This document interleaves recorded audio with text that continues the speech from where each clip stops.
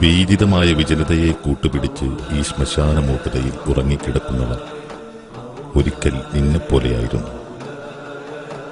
എല്ലാ ദിവസവും ഇതുപോലെ നീ ഇരിക്കുന്ന പോലെ ടെലിവിഷൻ സ്ക്രീനിലെ ചലിക്കുന്ന ചിത്രങ്ങൾ അവർ കാണാറുണ്ടായിരുന്നു. പ്രഭാതത്തിൽ എഴുന്നേറ്റ് മുഖം കഴുകി ഭക്ഷണത്തളികയുടെ മുമ്പിൽ അവർ എത്തുമായിരുന്നു.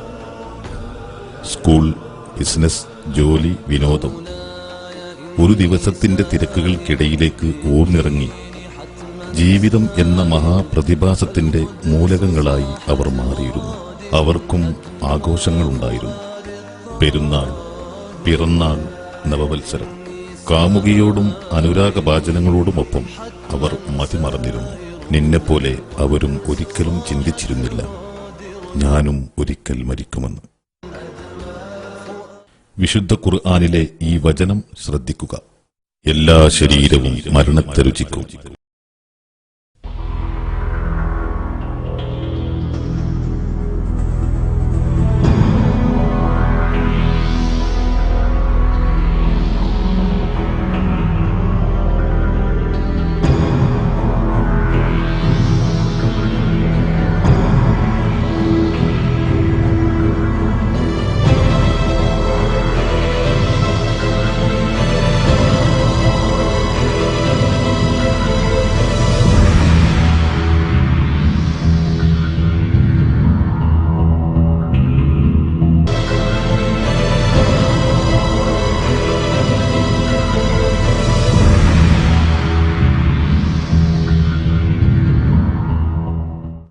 നിശ്ചരതയുടെ സത്യം.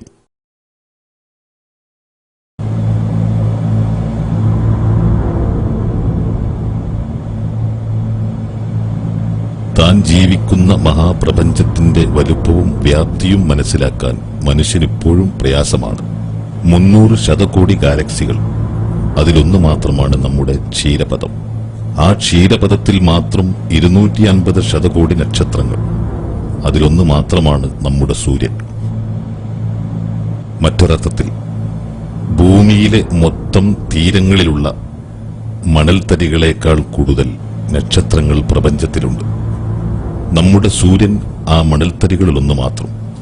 സൂര്യന് ചുറ്റും കറങ്ങുന്ന എത്രയോ ഗ്രഹങ്ങൾ, ആ ഗ്രഹങ്ങൾക്കിടയിൽ നമ്മൾ വസിക്കുന്ന ചെറിയ ഭൂമി. പ്രപഞ്ചത്തിൽ ആ ഭൂമിക്ക് ഒരു മണൽത്തരിയോളം വലുപ്പമില്ല. അതിൽ വസിക്കുന്ന അതിനിസ്സാരനായ ഒരു ചെറിയ സൃഷ്ടി, അതാണ് നമ്മൾ, മനുഷ്യർ. പ്രപഞ്ചത്തിന്റെ ഭീമാകാരതയ്ക്ക് മുമ്പിൽ മനുഷ്യൻ ഒന്നുമല്ല.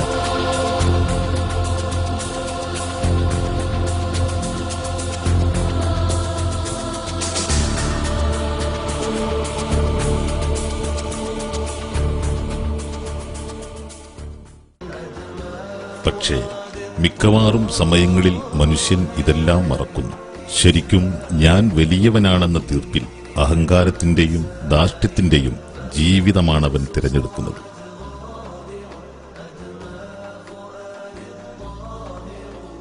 ഒരിക്കൽ ഞാൻ മരിക്കുമെന്നും ജീർണിക്കുമെന്നും അവൻ ഭാവിക്കുന്നില്ല. നശ്വരതയുടെ നിസ്സാരതകളെ അവൻ പൂജിക്കുന്നു. അത് നൽകുന്ന ആർത്തികളും ആസക്തികളും ഊറ്റിക്കുടിക്കുമ്പോൾ അവനെവിടെ ചിന്തിക്കാൻ സമയം? പ്രപഞ്ചത്തിൽ ഒരു മണൽത്തരിയോളം പോലും വലുപ്പമില്ലാത്ത ഒരു ഗ്രഹത്തിലെ അതിനിസ്സാരനായ ജീവിയാണ് ഞാനെന്ന് ചിന്തിക്കാൻ അവനെവിടെ നേരം? പക്ഷേ എന്തു വന്നാലും നീ മരിക്കും. എത്രമാത്രം നിസ്സാരനാണ് നീയെന്ന് അല്ലാഹു നിനക്ക് കാണിച്ചു തരും. നിന്റെ അഹങ്കാരങ്ങൾ എത്രമാത്രം പരിഹാസ്യമായിരുന്നെന്ന് അവൻ നിനക്ക് ബോധ്യപ്പെടുത്തും. അത്ര തന്നെ കാത്തിരിക്കേണ്ട. മരണത്തിന് തൊട്ടുമുമ്പ് ജീവിതത്തിന്റെ സായം സന്ധ്യയിൽ നശ്വരതയുടെ സാക്ഷ്യപത്രങ്ങളുമായി അല്ലാഹു നിന്നെ പിടികൂടും. അതാണ് വാർദ്ധക്യം. വാർദ്ധക്യം തിരക്കുകൾക്കിടയിലൂടെ ഒരു യാന്ത്രികമായ ഒഴുക്കാണ് മനുഷ്യജീവിതം. എന്നാൽ കാലം ജീവിതത്തിനു സമാന്തരമായി നിർവിഘ്നം അതിശീഘ്രം ഒഴുകുകയാണ്. നിമിഷങ്ങൾ, ദിവസങ്ങൾ, മാസങ്ങൾ, വർഷങ്ങൾ എന്നിങ്ങനെ പിടിച്ചുവെക്കാനാവാത്ത വിധം ഈ ഒഴുക്ക് തുടർന്നുകൊണ്ടേയിരിക്കുന്നു. പക്ഷേ മനുഷ്യൻ ഇതെല്ലാം അവഗണിക്കുന്നു. ഞാനൊരിക്കലും വയസ്സനാവില്ല എന്ന് കരുതുന്ന പോലെയാണ് അവരുടെ ജീവിതം. തിളങ്ങുന്ന കണ്ണുകളും മിനുത്ത മേനികളും രക്തം തുളുമ്പുന്ന പ്രസരിപ്പും ഒരിക്കൽ അസ്തമിക്കുമെന്നും വരണ്ട ചുക്കിച്ചുളിഞ്ഞ തൊലികളും നരച്ച രോമങ്ങളും അവയ്ക്കു പകരം വരുമെന്നും അവൻ ഭാവിക്കുന്നില്ല.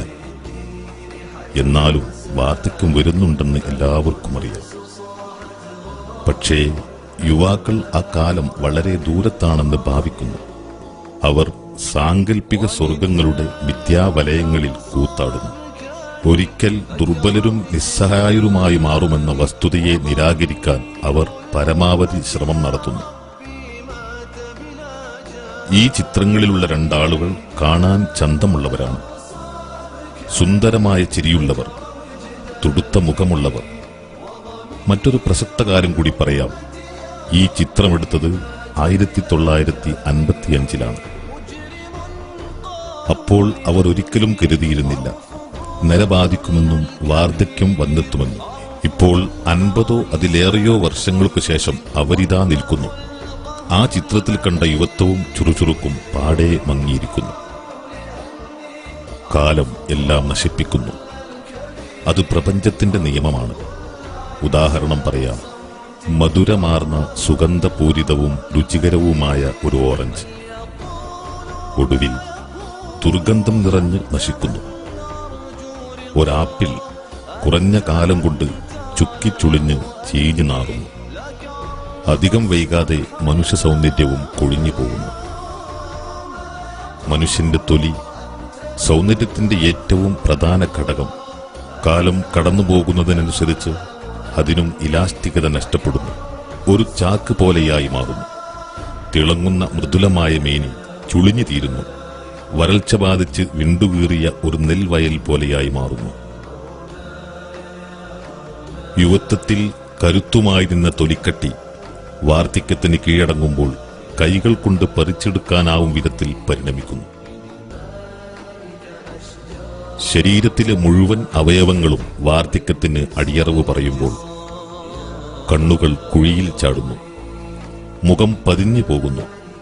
മൂക്ക് വളഞ്ഞും തിരിഞ്ഞും നിൽക്കുന്നു. യുവത്വം സൗന്ദര്യമാണെങ്കിൽ വാർദ്ധക്യം വൈകൃതമാണ്. ആളുകളുടെ മുഖഭാവങ്ങൾക്ക് മാത്രമല്ല വാർദ്ധക്യം ബാധിക്കുന്നത്, അവരുടെ ഇന്ദ്രിയങ്ങൾക്ക് കൂടിയാണ്.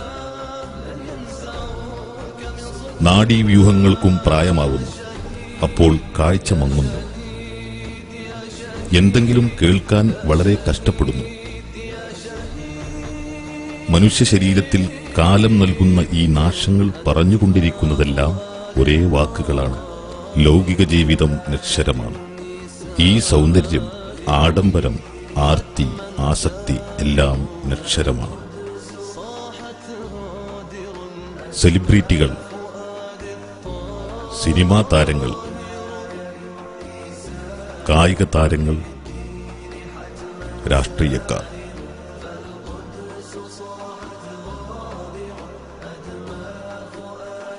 യുവത്വത്തിൽ ലോകത്തിന്റെ കാമനകൾക്ക് സ്വന്തം മേനിയും കഴിവും വിറ്റഴിച്ച സൗന്ദര്യത്തിന്റെ നിറകുടങ്ങൾ വാർദ്ധക്യത്തിൽ തീർത്തും വ്യത്യസ്തമാണ്.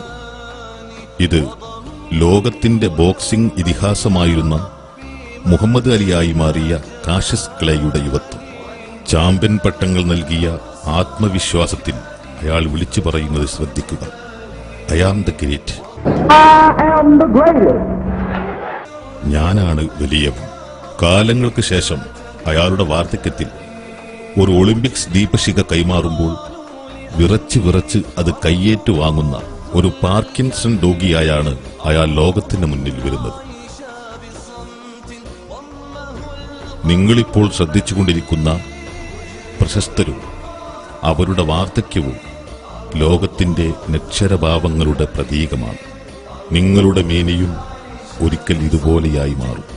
അധികം വിദൂരമല്ലാത്ത ആ കാലത്ത് നിങ്ങൾ കണ്ണാടിയിൽ നോക്കുമ്പോൾ ശരിക്കും ഇതുപോലെയുണ്ടാവും. മനുഷ്യന്റെ നിസ്സഹായത. ഭാവിയുടെ കണക്കുപുസ്തകം പദ്ധതികൾ കൊണ്ട് നിറക്കുന്ന ജീവിതത്തിന്റെ ആരംഭഘട്ടത്തിൽ പോലും ഒരാൾ രോഗിയാവുകയും മരിച്ചു പോവുകയും ചെയ്യുന്നു. നമ്മുടെ ഈ കാലത്തും ലക്ഷോപലക്ഷം ആളുകൾ ക്യാൻസർ പോലുള്ള മാരാരോഗങ്ങൾക്ക് കീഴടങ്ങി നന്നേ ചെറുപ്പത്തിൽ മരിച്ചുപോകുന്നു. ഇതുവരെയും ഒരു പ്രതിരോധ മരുന്നുകളും മനുഷ്യൻ കണ്ടെത്തിയിട്ടില്ലാത്ത നിരവധി വൈറസുകളുണ്ട്.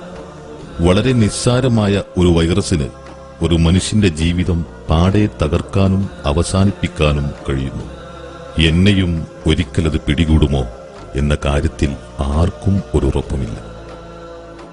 ഒരു ഉദാഹരണം, ഒരു കാരണവുമില്ലാതെ ചിലപ്പോൾ തലച്ചോറിലെ ഏതെങ്കിലും ഒരു രക്തക്കുഴൽ പൊട്ടിപ്പോകാം. ഈ കാണുന്ന ചുവന്ന അടയാളം അത്തരത്തിലുള്ളൊരു നാശമാണെന്ന് സങ്കല്പിക്കൂ. അപ്പോൾ രക്തം പൊട്ടിച്ചിതറുന്നു.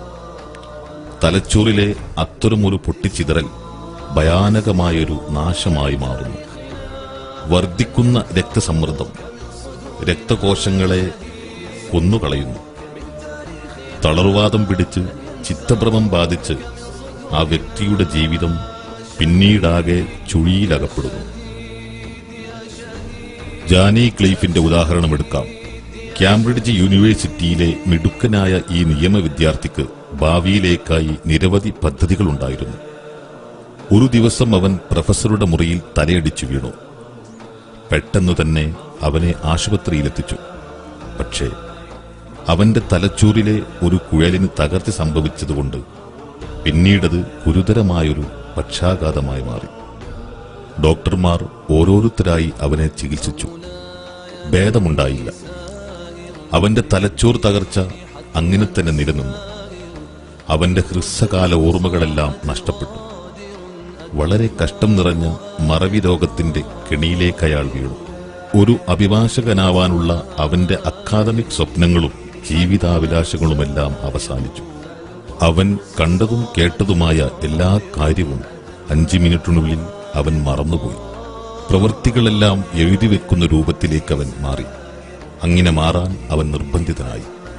ഇപ്പോൾ ഭക്ഷണം കഴിച്ചു കഴിച്ചില്ല എന്നുവരെ അവന് പറഞ്ഞു കൊടുക്കേണ്ടിയിരിക്കുന്നു.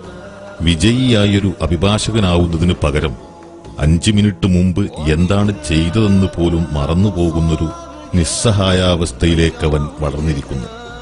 നിരന്തരമായ ശ്രദ്ധയും പരിചരണവും അവന് വേണ്ടിവരുന്നു. ഈ വസ്തുതകളുടെ വെളിച്ചത്തിൽ മനുഷ്യൻ നിരന്തരമായി ആത്മപരിശോധന നടത്തേണ്ടിവരുന്നു. ഈ നക്ഷരലോകവുമായുള്ള വൈകാരിക ബന്ധം എത്രമാത്രം അർത്ഥശൂന്യമാണ്. ഈ നൈമിഷിക സുഖങ്ങളും ആഡംബരവും താൽക്കാലികമാണ്, പരീക്ഷിക്കാനായി മാത്രമുള്ളതാണ്. അല്ലാഹുവാണ് നമ്മെ സൃഷ്ടിച്ചത്. അവനു മാത്രമാണ് എല്ലാ അപകടങ്ങളിൽ നിന്നും നമ്മെ സംരക്ഷിക്കാനാവുക. ഇങ്ങനെ ചിന്തിക്കുമ്പോൾ വാർദ്ധക്യവും രോഗങ്ങളും പ്രശ്നങ്ങളും പ്രയാസങ്ങളും തന്റെ ബലഹീനതയെ ഓർമ്മപ്പെടുത്താൻ അല്ലാഹു നൽകിയതാണെന്ന തീർപ്പിൽ മനുഷ്യനെത്തിച്ചേരും. ഈ ലോകം മനുഷ്യനെ പരീക്ഷിക്കാനായി അല്ലാഹു നിർമ്മിച്ച ഒരു പരീക്ഷണശാലയാണ്. ഈ പരീക്ഷണത്തിൽ അല്ലാഹുവിന്റെ ദൃഷ്ടിയിൽ അവന്റെ കൽപ്പനകൾ അനുസരിക്കുന്ന ധാർമ്മികതയും ഭയഭക്തിയും സൂക്ഷിക്കുന്നവർക്ക് മാത്രം വിജയിക്കാനാകും. ഈ